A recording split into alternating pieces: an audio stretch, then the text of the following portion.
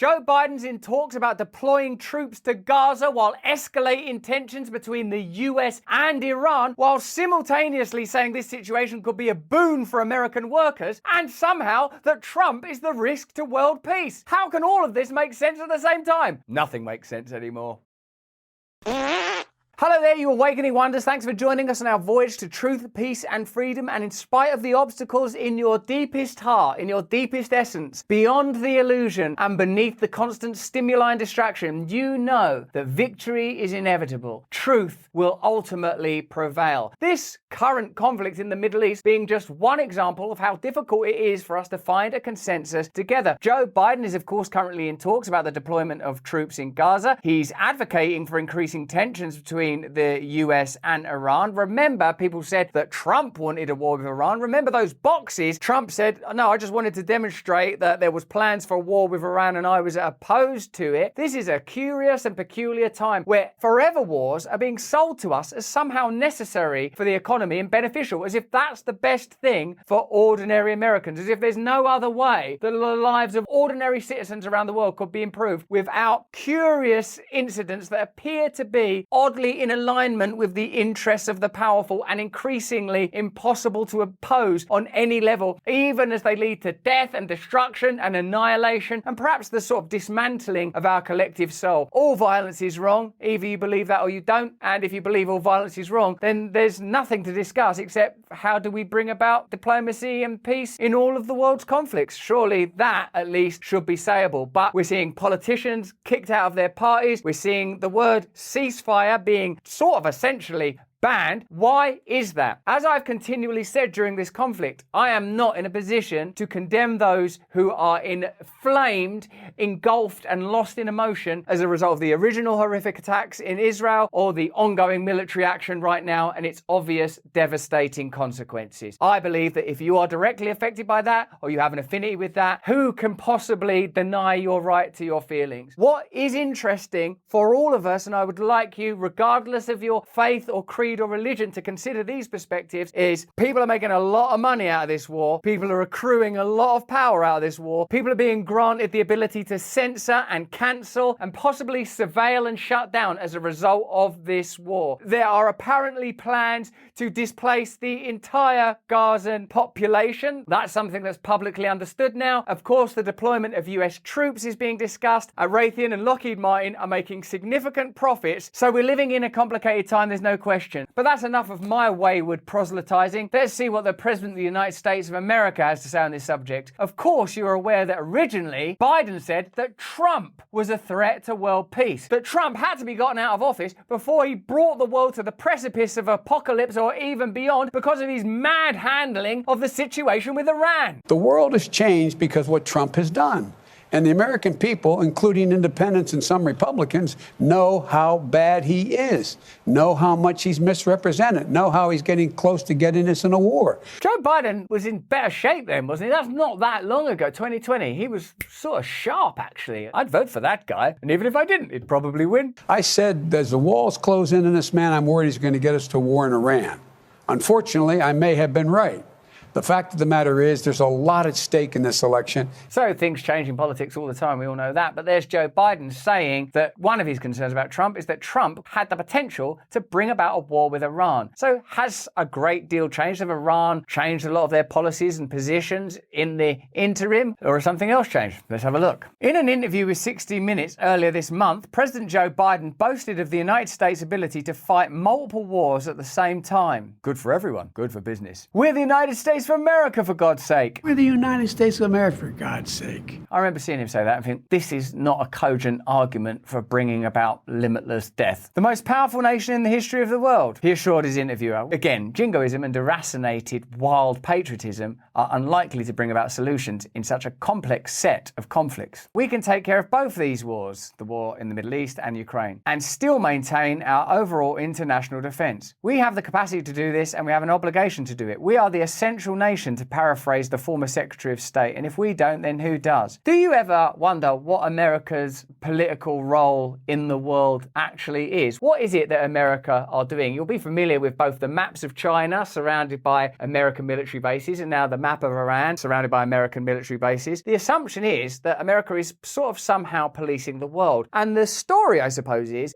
that's to protect you from the rest of the world. The most optimistic argument, I suppose, we could make is that if America didn't occupy this position as a kind of global police force, then terrorists or the Chinese or Russians would take over your nation. But surely it would be possible to have a literal defense rather than attack industry, or a defense policy that was about, if anyone does anything like they're coming near us or our interests, then we will prevent that from happening using military might. I suppose that immediately poses a bunch of questions. Are there American interests that are overseas? It seems like there are. Are these interests involving resources? It seems they might. Are there alliances with nations that ultimately amount to resource-based alliances or alliances of dominion? And does the American foreign policy really come down to an appetite for unipolar domination and global hegemony? Do you ever get enough time in your life to say, would it be possible to just have a different type of life where America wasn't agitating for and aggravating wars because it's somehow beneficial to the military-industrial complex? Mightn't it be better for us as ordinary Americans, just our neighbours and our homes and our day-to-day lives? I mean, you don't get time to ask those kind of questions, and certainly if you ask them out loud, you're likely to be silenced and shut down. So something very unusual is happening. Would you agree? Biden's string of American exceptionalist cliches has since been given a vintage election year chaser. What if more wars represents an invaluable economic opportunity? Let's take a break from the intensity of disasters around the world in the ongoing Omni crisis to make sure that you are safe and survive this oncoming apocalypse. Did you know that 90% of pharmaceuticals in the US are produced abroad, elsewhere? In a global crisis, countries could restrict exports and stockpile medications. Oh, there's not going to be a crisis. There is a crisis. This can lead to rising drug prices and empty shelves in America. Oh no! Statistically, you or a family member will likely need a prescription in the next year, regardless of supply chain issues. That's going to happen to all of us. The wellness company's medical emergency kit offers you a solution to be prepared without paying thousands for a hospital visit. Their kit contains 8 essential medicines, including antibiotics, antivirals, and antiparasitics, which includes ivermectin, which is just in case your horse needs deworming. Don't try using that for anything else now. It's like having a pharmacy in your bathroom or wherever you need it. Visit twc.health/brand to get your medical emergency kit and use the code BRAND for a 10% discount at the checkout. Okay, let's get back to this story, which demonstrates why you're going to need that kit. In an Oval Office address earlier this week, the president said just as much, dressing up new military spending in the language of economic nationalism and even name-dropping particular swing states where his advisors cynically expect the message to resonate. These wars have been cynically mobilized for economic and political purposes, literally in swing states. There could be more jobs in Arizona, so who do you want to vote for in the forthcoming election? That is not how such a complex and difficult situation should be handled. Do you not sometimes think that we are approaching a more and more dangerous scenario, and that the people in charge are not reliable, that they're not telling you the truth, that the agenda is not being explicitly stated, other than someone saying, look, it's this. Either we are able to dominate the world, or China are going to dominate the world, or Russia are going to dominate the world, or Islamic terrorists are going to dominate the world. You'd have to then evaluate whether or not that assessment was accurate, whether or not you trusted these people to carry out that operation, and whether or not they were being honest about the economic undergirdings of that argument, i.e. how are Raytheon, Lockheed Martin, and the donor class benefiting from this situation. Until that's extracted, I don't think you can get a clear picture of what's happening. Here is Biden's garbled Oval Office speech where he makes all sorts of extraordinary claims, again American exceptionalism, and also how war is good for the economy, in particular the good people of Arizona.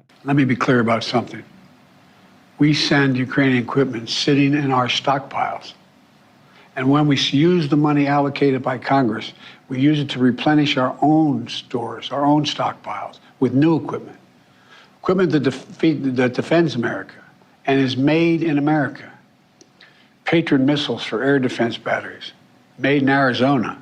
Artillery shells manufactured in 12 states across the country, in Pennsylvania, Ohio, Texas. Another swing state. Whatever these wars are, it is not beneficial to ordinary Americans in their everyday lives. In fact, there's a strong argument that this will place ordinary Americans at risk, whether overseas and potentially even domestically, if it causes, as it seems that it will, an enormous refugee crisis, as apparently that is something that is well documented and understood, and WikiLeaks have revealed that that is part of the plan. There's not only a migration crisis, of course, but the likelihood that dispossessed, broken people across the world will find themselves in North America and European countries, and perhaps feeling that America and other nations did not have their interests at heart when it came to previous decisions. I mean, generally over the last few years, has the displacement of people and agitation of domestic populations in the Middle East been beneficial for Americans? Is the world a safer place post-Iraq? I mean, it took COVID to shut down ISIS. You know, just as in World War II, today patriotic American workers are building the arsenal of democracy. Arsenal of democracy. Democracy and militarism are being presented to you as a combined idea. But that is so extraordinary, isn't it, when you consider that there is no referendum on whether or not you want wars, whether or not you want to continue to send aid packages to sustain the Ukraine-Russia war, or to advance military activity in the Middle East, or to continue to aggravate China into potential conflict over there in Asia. So the idea that it's a democratic arsenal is simply not true. It's at best an arsenal that serves the interests of the powerful, who have made a set of decisions that they're telling you are good for you, but I've had good cause to not trust them. And serving the cause of freedom.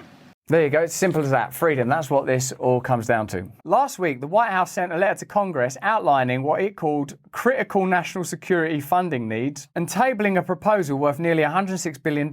According to an analysis by Stephen Semler, much of that money represents little more than a stimulus to the US military itself. Subsidies to weapons plants and shipyards, the stockpiling of weaponry, etc. As if that were not enough, Politico has reported that administration officials are now circulating talking points in Congress that argue that providing military aid is good for American jobs. Using the jobs argument to sell weapons transfers is precisely backwards. Selling arms to combatant nations must be justified on the basis of their security and human rights consequences, not the jobs and profits they generate. But what is the real agenda that's driving American involvement in these global conflicts? Support was declining for continuing aid to Ukraine because of the failure of the counteroffensive, because there were obvious domestic problems, notably Hawaii, where American people felt their resources might be better directed. Let's have a look at how the defense industry really regards this type of conflict, as opposed to what they say publicly. After Israel declared war in response to Hamas killing over 1,400 Israelis and taking around 200 hostages, the stocks of major American and European war profiteers soared, according to a report from Eyes on the Ties. 5 industry giants collectively recorded $195.6 billion in military-related revenue last year. They are Boeing, $30.8 billion,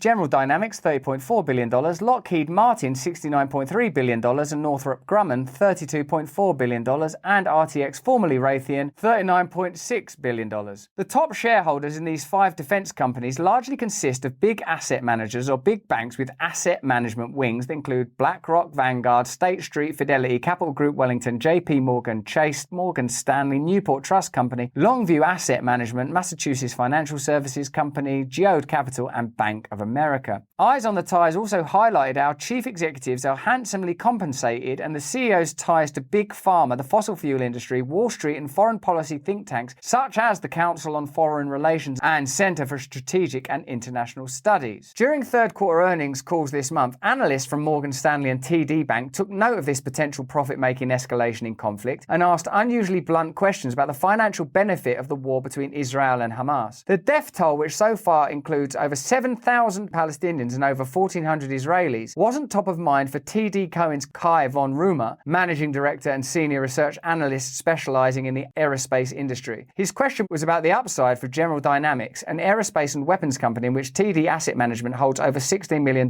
in stock. Hamas has created additional demand. We have this $106 billion request from the president, said von Rumer during General Dynamics' earnings call on October the 25th. Can you give us some general colour in terms of areas where you think you could see incremental acceleration in demand? This particular conflict is more divisive than any other conflict in the world, maybe in world history, for all we know. Even in formerly allied and aligned spaces like the conservative right or online pundits or left-wing commentators, there are new fissures and fractures emerging, new opportunities for censorship, new forms of conflict, even just when it comes to communication with people that aren't directly involved, even though some people, of course, are ideologically or religiously involved. And as I've said many times, I wouldn't seek to comment on their position. Plainly, they're invested in a way that's deeply emotional and suggests a deep connection. But to hear people talking about it in purely economic terms, I think is very, very important. It suggests that however powerful, upsetting, and awful and devastating this conflict is, all of the lives being lost by everybody involved, a devastating and awful conflict, which personally I believe we should all be praying for an immediate end to, is bringing about profit and opportunity to some very powerful and influential interests. Do you imagine for one moment that the perpetuation of the Ukraine-Russia conflict isn't somehow connected to the amount of donations and lobbying these enormous companies are able to spend? Do you think that it's exclusively that conflict that's affected in that way, even having heard just a piece of that conversation? So while, out of respect for those of you that are directly affected on both sides of this conflict, and we pray for the victims, we pray for them,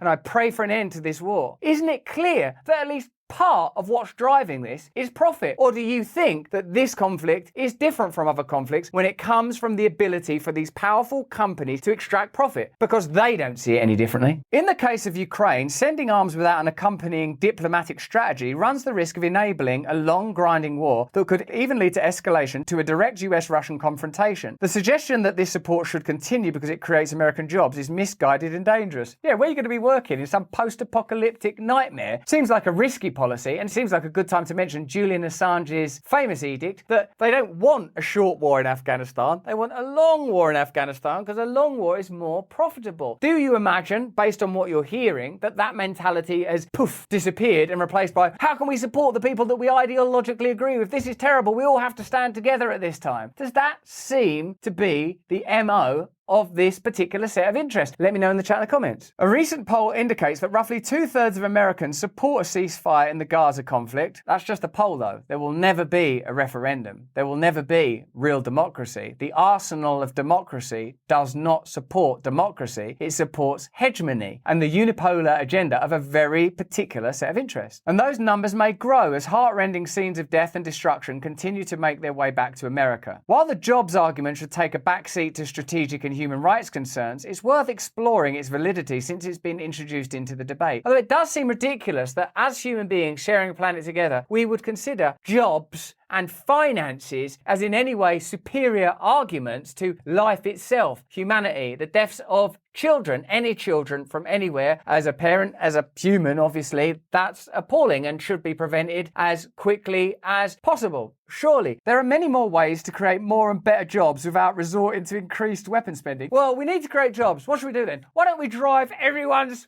future off a fucking cliff? Oh, well, I don't know. Where would we be doing the jobs? While we're falling down a cliff? I love my new job. Pop, pop, pop, pop. What is your job as you fall to your death off the precipice of Armageddon? Virtually any other form of government outlay or even a tax cut yields greater employment than military spending. It's the worst way to create jobs. They could do almost anything else. Let's just have ice cream vans driving up and down giving ice creams away. Well, that does create more jobs than Armageddon. Okay, let's just release dogs into the street and then we could have people catch those dogs and see which dogs is running faster. Well, it does create more jobs than this government weapons outlay that could also lead to Armageddon. Let's just stand in the street and throw fruit at one another. I mean, like anything you want to do would create more jobs and potentially not kill us all. Forging a less militarized foreign policy and rolling back a Pentagon budget that is soaring towards $1 trillion per year would open the way to building a more peaceful and sustainable economy. What do you want for America? What do you want for the world? When are we going to evaluate evaluate what the vision is for our planet, what our principles are, where our values are taking us. Is this what you want? I'm talking to you, are you actually happy? Is this working for you? Do you want to change things? Do you sometimes think there might be a better way? There isn't. For probably virtually any other way would be better, like the old job creation schemes. But the first priority, especially with respect to Israel-Gaza, must be to stop the killing and end the war, not debate the economic effects of arms spending. Of course, that has become unsayable because people are so hurt by this terrible conflict and by the atrocities of recent weeks. But surely there has to come a time where talking about peace in evolving and solutions, whatever they are, has to at least be on the table. Otherwise, what we were saying about Russia and Ukraine, we're just abandoning that now, are we? The jobs argument should have no place in this hugely consequential discussion. As Pennsylvania Representative Summer Lee remarked this week, the deluge of post-September 2001 expenditure not only incurred a cosmic cost to the public, but made the world less safe in the process. Would you agree with that? Post 9/11, our federal government's decision to fund endless wars cost 4.5 million lives, including over 7,000 US service members, and displaced tens of millions in a time of deep pain after 3,000 beloved American lives were brutally stolen by Al-Qaeda on September the 11th. These endless wars cost US taxpayers $8 trillion. Perhaps it's just worth looking at some alternative versions of reality. Perhaps it's worth questioning what America's role in the world is. Perhaps it's worth inquiring how significant is the impact of the military-industrial complex and these powerful and influential companies on American foreign policy. Are they doing what they say they're doing in, for example, Ukraine and Russia? And then once you've come to a decision there, think about other conflicts. What is the role of America? Again, when talking about this discussion, I don't want to hurt or offend anybody. There's enough hurt and offense and pain and suffering in this world. I would love to be part of a group that talk about peace and benefit and what we share as a species rather than what divides us. And if we are afraid to have that conversation, if we have no appetite for that conversation, if people are being condemned for mentioning that conversation, then we really are in trouble. But that's just what I think. Why don't you let me know what you think in the chat and the comments below? Remember, we make this content all the time for the most strange reasons in this peculiar world. I'm not able to tell you whether or not there might be another place where you can see more content like this, where I might be in it, talking to people about these issues, uncensored, free speech. I can't tell you whether or not that exists, and that perhaps tells you all you need to know about how complicated the world's becoming. Stay free.